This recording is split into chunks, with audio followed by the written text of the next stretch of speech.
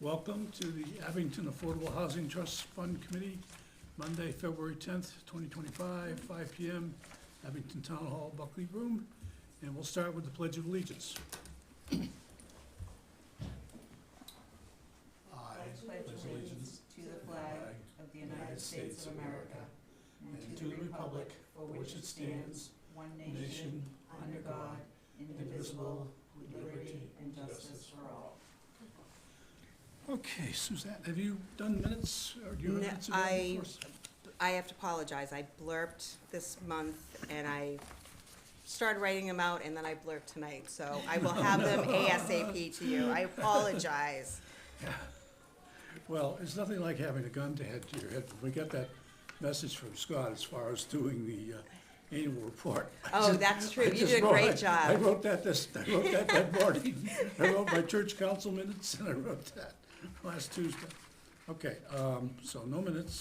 We have any correspondence? I want to use correspondence to announce Habitat has sent out an email announcing that the house in Abington at 871 Plymouth Street has been purchased. It's official. It's been recorded.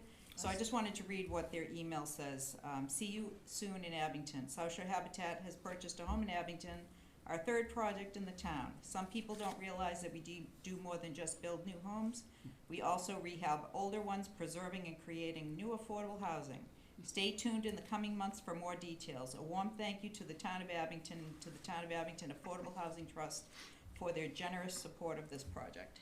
Oh, that's great. Finally. It took forever, but it's done. Well, I just get on the board again, and all of a sudden this happens, so that's great. That's great. Okay, update on the annual town meeting report, as I mentioned earlier. Scott requested it. I wrote one up. I sent it over to everybody, and I think I misspelled Linwood Street, but that's okay. I think I put a little Y instead of I. But no, that's good. That looks good. That's good. Got that accomplished. Basically, it's a summary of it for people watching. It's just a mission, and then we talked about completing a grant agreement with Habitat Affordable Housing Trust to acquire a parcel of land located at 871 Plymouth Street in Abington, consisting of 0.23 acres for the purpose of affordable housing. And as Ellen mentioned, that's all gone through now, which is good. And then in December of 2024, the trust voted to appropriate $15,000 for the purpose of wetland survey and base plan and any other relative work on the land located on High Street, Brockton Avenue, and Linwood Street. The purpose of the survey and plans is to see how much usable land is available.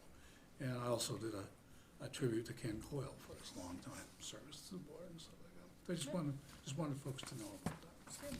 All right. Thank you. Next item on the agenda, and I think we have a friend here from Old Colony Planning Council. Why don't you pull up a seat and introduce yourself, or are you going to use? Yeah, I'd be sitting here for the microphone. Okay. All right. So could you introduce yourself, please? Sure. My name is Jason DeRozier, and I am the Senior Planner for Housing and Public Engagement with the Old Colony Planning Council, and I am the staff member who's been tasked with working with the town of Abington and the Abington Affordable Housing Trust on updating the 2019 to 2020 housing production plan. I'll hold that up. I don't know if you get this on the camera, but you can see this is the old housing production plan, and we're going to get this updated. And in full disclosure, following college, I did live in Abington for a minute, over on Wales Street. And in full disclosure, I spent over 30 and a half years working for Old Colony Planning Council, and I knew the prior authors of this report.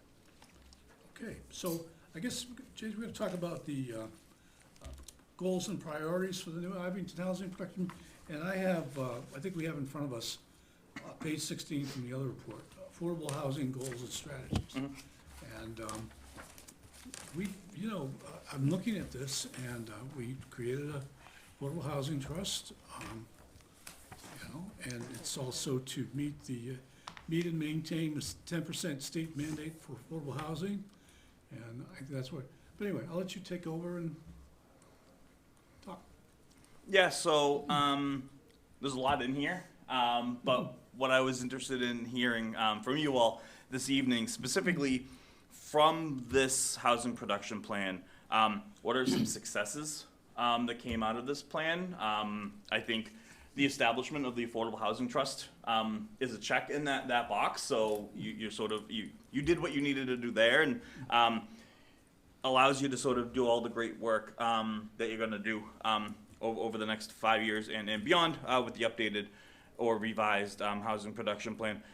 What are some opportunities that you sort of see that might not have been part of the former housing production plan that you might want included in an updated housing production plan? And then lastly, what didn't you do or what wasn't accomplished in the prior housing production plan that you would like to carry over? So there are some things that will be new that you want included in the update, as well as what it was sort of indicated as a priority or as a recommendation that's still worthy of working on that maybe you didn't get to or the town didn't get to that should be moved into the updated one. So as I'm coming up with suggestions and strategies, I'm not just throwing out all the ones that were in the previous one, that there's sort of opportunities to adapt, revise, create new if we need to. And then just by way, so that you all have them, there were five goals essentially with multiple strategies for each one. But the first was meet and maintain the 10%. I think Abington's currently around 7.19%. Establish affordable housing trust, so that was done. 3 was create affordable housing through adaptive reuse of existing buildings and or town-owned property. 4 was promote a diversity of housing options. That one's kept fairly vague on purpose. And then 5 is prioritize affordable housing for infill development and on abandoned and or vacant property near downtown. Can I ask one question? What is infill development? So infill development is when, it's essentially another word for adaptive reuse, so you're not like creating new housing in an area where you might not have buildings currently. It's sort of like using properties, using buildings that you already have, and creating sort of housing in those areas. Well, yeah, I've shared with the planning board, and we've created, like North Abington Center, for example. We have that. Actually, we're gonna have a meeting tomorrow night at 6 o'clock at Martin's Restaurant to talk about that. But all those buildings in our downtown districts, they might have businesses on the first floor, but they almost all have housing above them. And, we were talking about this the other night at the planning board, last meeting. Well, actually, last week, there was a summit of everybody to talk about the housing units, the adaptive housing units. And you had, people from the building commissioner's office and Liz Shea and Kevin Colgan from the planning office and 4 members of the planning board. And one parcel of land we were talking about is up at North Abington Center between the restaurant, the Town Cafe restaurant there, and the rest of the store. There's a piece of vacant land there. And it would be nice if something could go in that spot, for example. What was that specific parcel you were talking about? It's between the Old Town Cafe, Yep. Old Town Cafe, and Yeah. like Rick's Rick's Barbershop. Barbershop. Okay. You go up there, there's a vacant piece, and then there's apartments behind that and stuff like that. The restaurant has like a cafe and stuff a patio and stuff like that. Yeah. But it's vacant parcel, and one of the things we're gonna talk about, I hope you can come to that meeting tomorrow night if you don't have anything better to do. I don't know, I have to look at my calendar. But, talked about that. And of If you course- email me, I'll look at my calendar. Yeah, I do. I'll send it to you. Of course, the other thing in Abington, one of the big issues as far as potential housing is the old New England Art Building, which, it's up in North Abington Center, big white building that says New England Art on the side. And that's been up for development for a number of years. It's gonna be housing, apartments and stuff like that. But, we'd like to see that get off the ground sometime. So those are a couple of opportunities. Tonight at the selectmen's meeting, there's a couple of things, vote, consider and vote on the possible sale of town-owned dwelling at 22 Bedford Street. Yep, And the we're one all next to gonna- the golf course, yeah. we're Yeah. gonna I live all- in Whitman, right down the street from that. So I think most of the members, and of course Suzanne is on the board, select board, so we'll be there to talk about that. Then there's also report on the status of surplus land auction. And that's something we're interested in, because possibility of building houses, on surplus land and stuff like that. And again, is the thing I mentioned to you earlier as far as the annual report goes, you know, looking at the possibility of building something, possibility on the intersection of High Street, Brockton Ave, and Linwood. It's right down the street from the old Walmart, from the current Walmart, stuff like that. That was originally gonna be a school site years ago, and so we'll find out how much of that is buildable and things like that. So those are a couple of things I'm throwing out. What do you folks, have any ideas as far as any possibilities? New England Art is privately owned. Yes. So could we actually do anything with that if it's privately owned? No, but as far as encouraging it to be built, finally some action on it. You know, I talked to Attorney Sean Riley, he used to be the attorney for that, he's not anymore. You know, we on the planning board would like to, because that would, you know, that would be great. It would get a lot of apartment units in addition to, you know, what's available in the town and stuff like that. It's a shame it's just sitting there. Yeah, It's turning into a disaster. That'd be a great senior housing Mhm. development. yeah, all Senior this housing. siding's peeling off of it and stuff. And I mean, there are strategies that can be used in terms of, so there are municipalities that have adopted blighted or vacant taxes on buildings that are just kept blighted for whatever reason. At some point, it becomes in the owner's best interest to sort of sell it or do something with it, so they don't keep getting sort of the violation notices and sort of the what's the word I'm looking for? The violation payments, or that are sort of part of that. And so that's a way. There's also, you know, developers that could make offers on properties, on parcels. And so if a developer came in who was interested in building senior housing or whatever kind of housing there, they could make an offer, and then it would be up to the private owner to determine whether or not they want to sell. So there are ways that you can promote the changing of hands in terms of ownership for higher and better uses of a blighted vacant site, if that's, I don't know I that think I particular heard at building, one but. point that it was up for sale, Mm. but there wasn't any, the Okay. price was so high, and Mhm. also, I believe the owner doesn't live in the country, All right, that's fair. so it's kinda, And there has been, I wanna say, I heard that 25% of it had been studded for possible apartments. yeah, I'm not sure.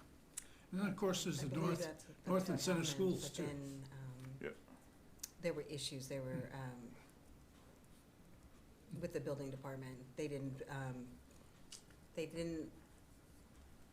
follow the right lead. They didn't get the permits that they wanted to, just to be nice. They didn't follow the course to get the permits that they were supposed to. So they had to stop all building there. And then from there, nothing has happened. Yeah, it was a horror show. They went in and gutted the building. Actually, there was a fire watch on that building for a while. There was. Because they shut off the fire sprinkler systems and stuff like that. I mean, we also live in a economic climate where building housing, particularly affordable housing, is really hard because costs of labor. Who builds the unit, like who builds the buildings have gone up, materials have gone up. And so I even see in my previous work, worked for a community development corporation based out of Boston, focused on affordable housing development.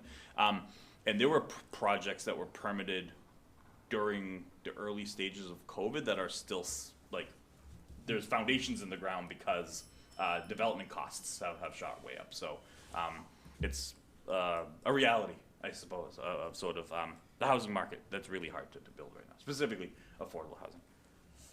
Yeah, planning board, we only did 4 Form As last year, right? When Liz did the report. Now, I was talking about affordable housing, but we're just talking about housing units in general in this town. You know, there really hasn't seen a lot of development. I know there's a site up by the golf course. It was a house was torn down, and the person who, I said I'd like to see that develop, and the person that owned it died, so that's tied up.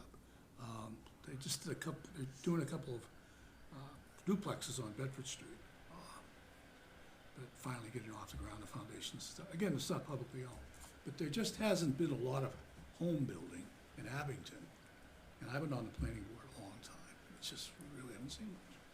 Oh, in general, in addition to that, Because as I mentioned earlier, on the select board meeting tonight, they're gonna be talking about the center school. And we have a center in the north school.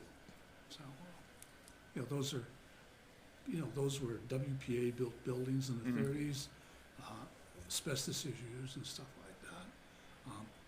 But, that's, those are a couple of,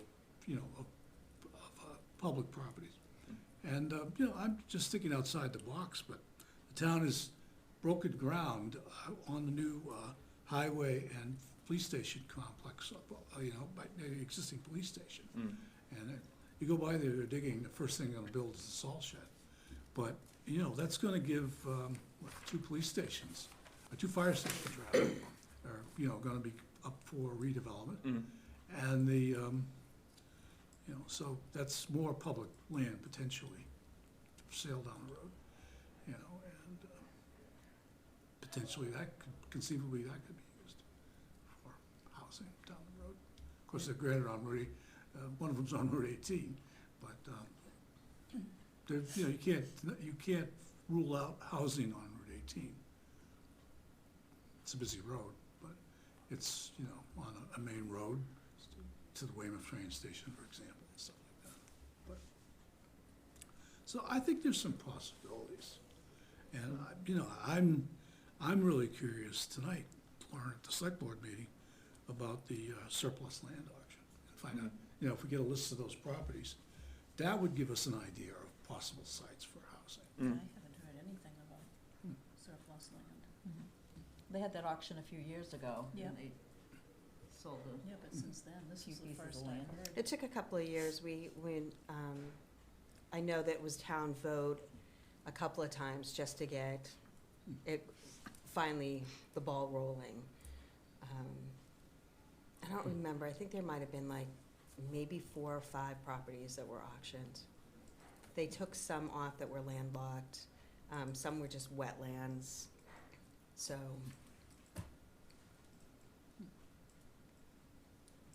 So all I can tell is, people watching this meeting, stay tuned. We'll get a list of possible potential properties or something like that, and we have one member of the select board on this committee. Maybe she can persuade her counterparts to, give this board some consideration. We get, I'm on so many committees, but Ellen and I are on a Community Preservation Act committee. And this Community Preservation Act, and I've been on the CPA for a long time, recently have just gotten into giving money to this committee. And we got, what, $240,000 last year, Ellen? 250 last year. 2 year? 100 or 150 the year before that.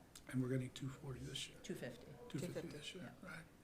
So, we have some seed money for housing and stuff like that. And, what is it? Historic preservation, recreation, and housing. Yeah, are so the three CPA, things. Yeah, it's historical Open space. preservation, Yeah. open space, Open and affordable housing.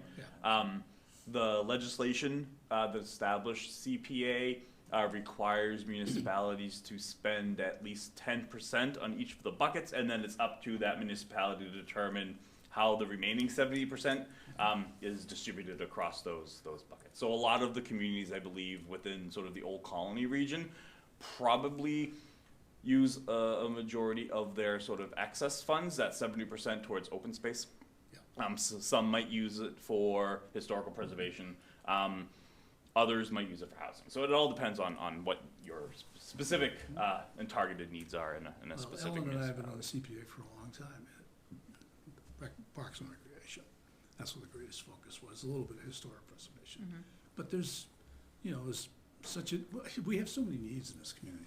But, obviously the focus of this committee is housing. But recreation and stuff like that. But I just want to see a stronger focus on the housing element and actually doing something with it. And I think we have an opportunity, once we learn surplus properties. North School for the next couple of years is gonna be a storage yard or for highway equipment, because they're gonna move all the stuff up from the barn while they're building the facility. So nothing's gonna happen there. They also use it for police training. They just had a big police training exercise the other day there, which Yes. leads to the center school. And, that and again, that's on the select board's agenda tonight, to talk about the center school. Yeah, some municipalities have been, I don't know if creative is the right word, I'm gonna use it anyway, but have been creative in terms of like using CPA funds to serve like multiple buckets. And so if there's a project that promotes the development or preservation of affordable housing while also preserving or creating green space, or if you're doing an adaptive reuse of a historic building, using some of the historic funds as well as housing and maybe some green space. And so there's ways to sort of maximize, I suppose, CPA funds in a way that's sort of creative or innovative to make sure more than one bucket. So you're not putting affordable housing and the needs of housing at odds with open space preservation or creation and historical preservation. You're sort of like lumping multiple projects together. And I think the state really likes to see things like that because you're not just using funds for one bucket. You're sort of again maximizing sort of the benefit. One other question that I had, I'm just curious, as it relates to CPA or just housing in general. Where do you see the greatest needs? If you know, if you don't know, your research will sort of bear this out. But do you have a sense on what your sort of specific housing needs are? So who is most sort of in need of housing? Seniors. Seniors. I'm on the housing authority. Oh, okay. And we need it, there's been a project on Plymouth Street that COVID sort of crushed it, and they've had multiple developers look at their plans, and everything's approved, it's all permitted. They got an extension on it because they had a really good developer who was checking it out, and that fell through, so they're back at square one. But they had plans drawn up for, do you remember how many units that was? It was like 140. Yeah, and it was 25% affordable, and they were going to give priority to Abington residents. Abington seniors want to stay in Abington, and the way the state runs the housing authority now, they dictate on who we can have. So last year we had 11 vacancies and only 3 went to Abington residents, which is really a shame, because people want to stay in their own town. Yep.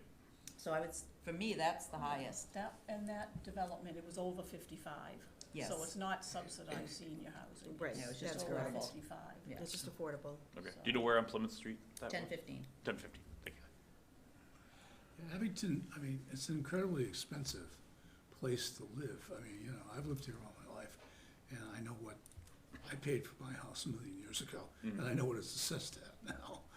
And, you know, we're fortunate, my wife and I are fortunate to be able to, you know, maintain our house and stuff like that. But a lot of seniors living on extreme fixed income, social security and stuff like that. Property taxes are very high, and the utility costs are very high. So they might not be able to maintain a single-family house anymore. So, you know, creation of more senior, you know, subsidized senior housing would be a great boon to people who might, you know, want to continue to live here.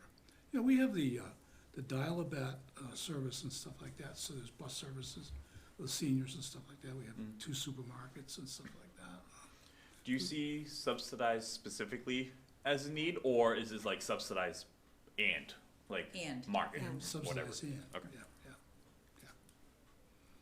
The Housing Authority does have some land available on Shore Ave, and there's some land available in this neighborhood. Where are we? That way. And we understand that it's very wet, this land here, and I think the land on Shaw Ave, it was sued several years ago, but that's where they had the original septic system. So I don't know if that's desirable. We could put a few more buildings up there. We have 109, we have 2 single-family houses, and then we have approximately 109 apartment units in 2 separate developments.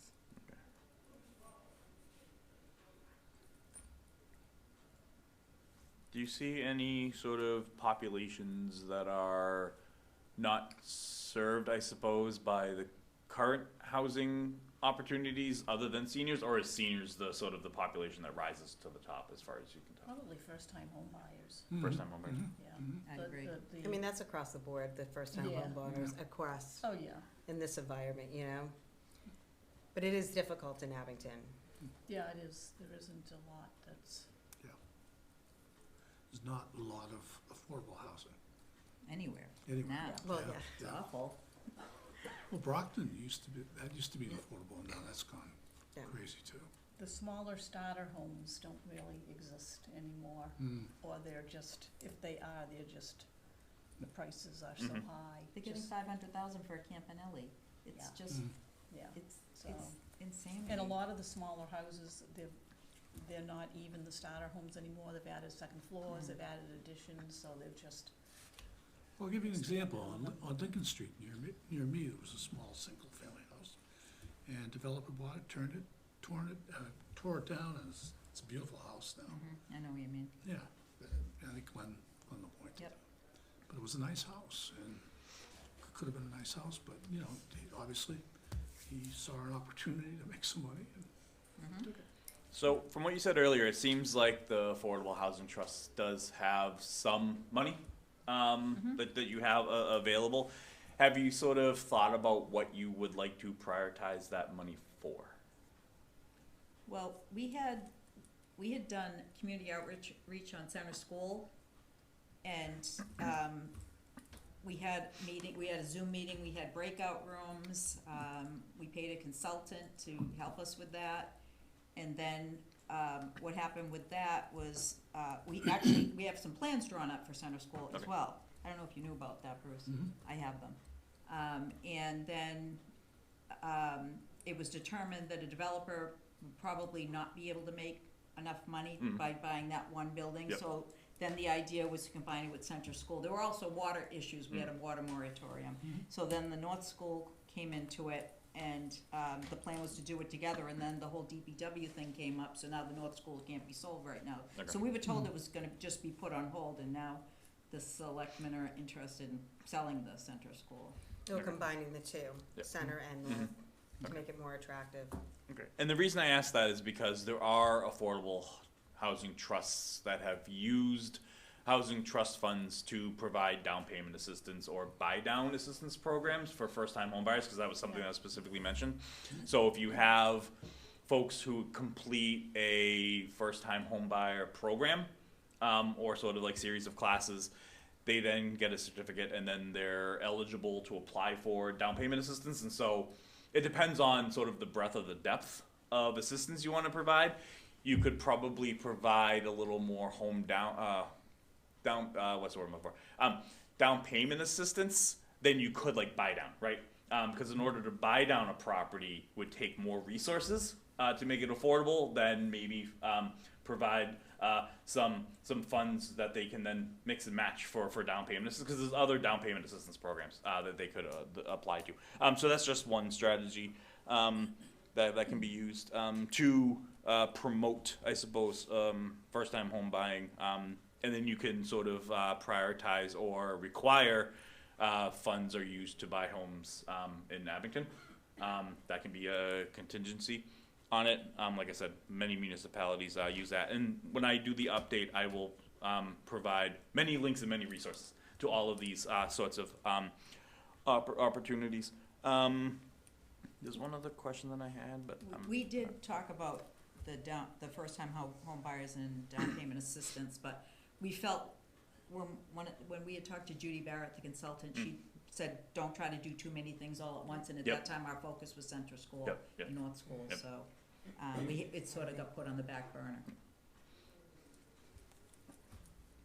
understand. Jason, in your preliminary analysis of this whole report, have you seen significant changes in the demographics of the town that would, support the idea of creating more housing? So I will say that I really started focusing on the research for this project about a week and a half ago, so I'm still in that process. From the figures that I've been looking at, it doesn't seem that the town of Abington has significantly increased in comparison to some other communities. I mean, there has been some increase, and I don't want to misquote the number and give a number that's not accurate. But the goal of a housing production plan, and the way that I look at it, is to determine the need for affordable housing in terms of supply, demand, all those things. But it's also to determine how municipalities need to focus on preservation of current housing. And I think sometimes preservation gets mixed or lost in the conversation around production. It's important to build housing because the population is changing and the demographics change. Household sizes ebb and flow and change. But if you have housing that's currently affordable and they lose their affordability requirements, or you have markets skyrocket so that rents go up or other things go up, then you're sort of not, what's the word I'm looking for? You're further behind the starting line because you're losing housing at the same time that you're building housing. And so the preservation piece, I think, is important as well. Long way to answer your question. Haven't gotten quite to that level yet in terms of the research, but I should have the research and the tables completed by the end of February. The other thing I wanted to talk about was the, how is it, ADUs, the, Mhm. you know, The accessory dwelling units, yeah. yes, I'm gonna spell that out for, in English, accessory dwelling units. And as I said, that's an important issue. And, you know, we already permitted zoning in Abington and stuff like that. Mhm. But, you know, we look upon that as a way of, you know, creating more housing units and stuff like that. Mhm. The joke was that anybody who has a split-level house could turn it into an ADU and stuff like that. So, that's obviously, you know, I said we had the summit, we had an attorney there, and, you know, it's a big issue in the town. And that's, you know, potentially a way of providing more housing and stuff like that. So Yeah, what's your take on that? my take on ADUs. Yes. So I will say that the flexibility is important from a housing production standpoint. On the other side, unless there are financial products that make ADUs financially feasible for folks that want to develop them, you won't get them developed. Because in working with rough numbers, it could take at minimum, let's say $200,000 to build an ADU with current market, current conditions. To make that sort of work out financially, you would have to charge about $2,000 a month for that ADU, and you would either break even or lose money over the first couple of years. So unless there's you know, financial, like I said, financial products that makes the development of those ADUs affordable, I don't think the state's going to have as many as they think they might have. And I know that the state was really focused on having the bylaw and sort of the zoning created, and I think now they're going to start thinking about how to do that. I'm in conversations with some folks on my side over at Old Colony Planning Council. Is like, how do we sort of have those conversations with the lending community so that there can be financial products to make that, to unlock that opportunity? Because I know, and some homeowners, and specifically senior homeowners that I've been talking to, who are really interested in building ADUs, maybe for their children or for them, so they can go into the ADU and their children can have the house. But at the construction costs, it's really hard. And you know, you don't want to charge your children necessarily $2,000 a month to live in the backyard. Children don't want to charge their older parents $2,000 a month to live in an ADU in the backyard. So I think this is going to be a little bit of a process for the funding and the financing to catch up with the zoning and sort of the logistical pieces of it. Well, of course, you know, Abington is you know, one of the MBTA sign-off communities. Yep. And we're under the gun to create more multiple, you know, Multifamily, units. yep. And of course, you know, we've looked at the area around the train station in Abington is the Todd District. And, you know, but the planning board, you know, we've talked about areas in town that could potentially be used to create, you know, more multiple. I mean, I see the ADUs, I used to be a planner in another life. I see that still am on the planning board at least anyway. And I see the ADUs as a great, well, we talked at the meeting the other week, we see them not so much being standalone structures in the backyard, which they could, but addition to an existing structure and stuff like that. So the attached state. Yeah, so I mean, I see, but it has to be independent, it has to have a cooking unit Mhm. and bathroom and stuff like that. It just can't be you just can't build an addition on your house, it has to Mhm. be self-sufficient. Yep. But I mean, I see that as a way Mhm. of creating more housing too. Yep. The only other question that I had is beyond just updating the housing production plan, how can myself and OCPC provide support to the housing trust, you all, to whether it's education, outreach, whatever? What sort of resources can we provide to sort of make it so that you're able to do the work that you need to do? I think just be available, you know, I mean, sometimes questions come up, and if we have a resource, I mean, Bruce is a great resource, but, you know, Well, I think, down the road, when we start to use the money that we've been appropriated by the CDPC, or Citizen Planner Training Collaborative, is Yeah, another yeah, thing yeah. I'm involved with. I gotta set my seats, but I mean, once we start actually potentially getting into construction and stuff like that, we have Judy Barrett, who Judy Barrett is, the attorney. Yep, yep. But I mean, it would be great to, I know what a great resource OCPC is, and I think that potentially could be a source of guidance and stuff like that if we ever decided to pursue getting into that. I mean, I'm, aware of what other housing trusts have done in other communities. I was on this committee a long time ago, and then when I got back on it, I did my research. And I know what other communities can do. And I think as far as actually creating housing and stuff like that, I think OCPC could be potentially a great resource in Mhm. advising us on that road. That's all I have. So do we give you some stuff to work with? Yes, you did. My note sheets are covered. So. yeah, we didn't mention the units that are going in down off of Summer Street at the train station. There's Mhm. 191 units, I believe, Mhm. 192, that they're already Oh, constructed. is that the 40B? Zero Yes. Summer Street, yeah. You know who asked me about that? I know you wouldn't know this guy, Dan, but Jason, but Dan Crane, who was director of Old Colony Planning Council for 32 years, who died last August. Dan hired me at Old Colony. That's how long ago I worked. But Dan asked me, I got together this last month, he was dying, and I got together with him several times.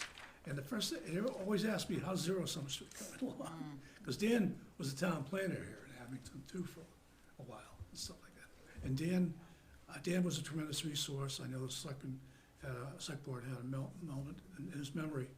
And we mentioned him in our planning board annual.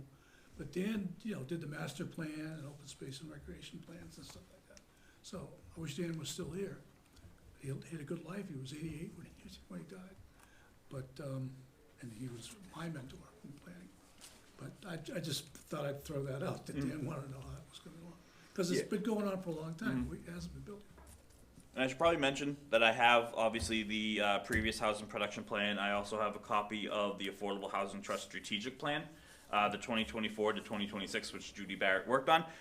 So I'll make sure, because obviously this housing production plan informed this, so I'll make sure that this is also incorporated in the update so that these documents are sort of working together and talking to each other versus like setting things up so that the housing trust or anyone else in town has to go between all of these multiple documents, multiple plans, that everything is streamlined and sort of integrated as much as possible. That's great. Yeah, it's a big help. Yeah. Well, like I said, I know what a tremendous resource OCPC is. And if we get to work with Laurie Bunsey again, that would be great. And they hired me specifically for all the housing stuff. So if there's any housing questions, Bruce has my email. I think a number of you also do. Feel free to reach out anytime with any questions. I got my OCPC pen.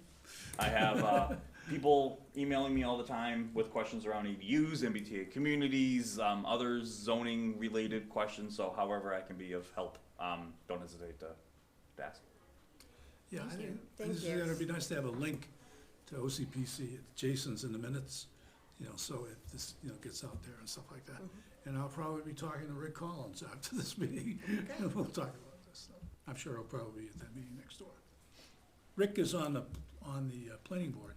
He also does local news and stuff like that here, so. Be good to, us to go on the cable TV show and talk about this down the road and stuff like that. So Jason, thank you very much for coming tonight. Thank you. Thank Yeah. you. I'll move over to these chairs because I'm interested in hearing.